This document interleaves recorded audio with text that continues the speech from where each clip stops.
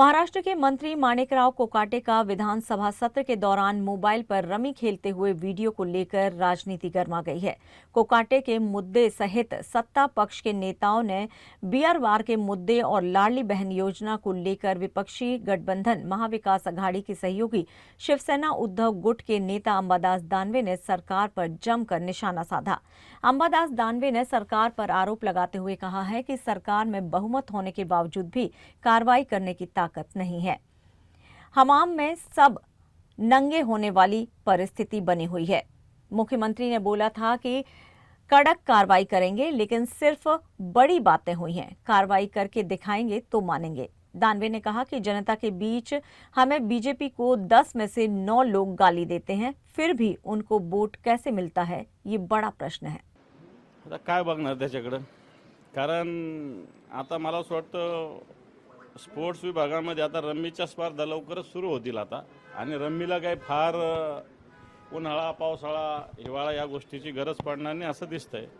पण तो ओव्हरऑल एक शब्द वापरणं योग्य अयोग्य मला माहिती नाही, पण बेशरमपणाची हद्द ही सगळी सरकारची असा शब्द याला वापरायला मला काहीच हरकत वाटत नाही। कारण जो मंत्री विधिमंडळात रम्मी खेळतो आणि त्याला संरक्षण सरकार देतं, खातं बदलतं। खातं बदलणं म्हणजे काय कारवाई थोडी आहे।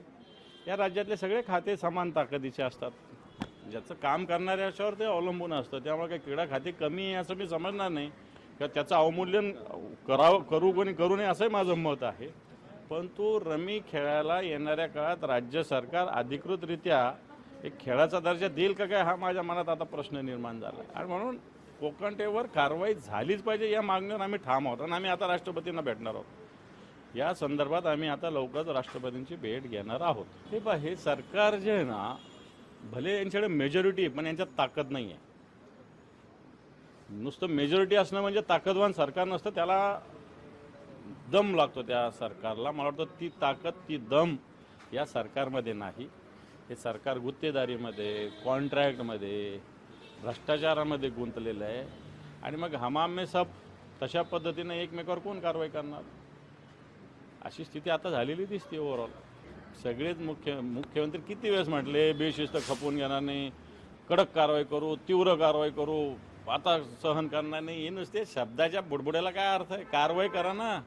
मी सांगतो काय, तुमच्यात दम नाही म्हणून तुम्ही कारवाई करू शकत नाही, हे स्पष्ट दिसतं। नुसतं बेशिस्त खपून हे तर 10 वेळ झालं, काय बेशिस्त खपून लोक दिवसा ढवळ्या रस्त्यावर नाच करतायत, सभागृहात विधिमंडळाच्या सभागृहात रम्मी खेळतायत, नोटाच्या गठ्ठे सगळ्याला दाखवतात। तुम्ही 2-2, 5-5, 10-10 लाख रुपयासाठी लोकांवर कारवाई करतात ईडीच्या। इथं तुमचा मंत्री एवढ्या मोठ्या नोटाच्या सुटकेसा घेऊन बसलेला आहे। तुम्ही काय बेशिस्त खपून घेणार नाही? रोज बेशिस्तच तुमचं सरकारच बेशिस्त आहे।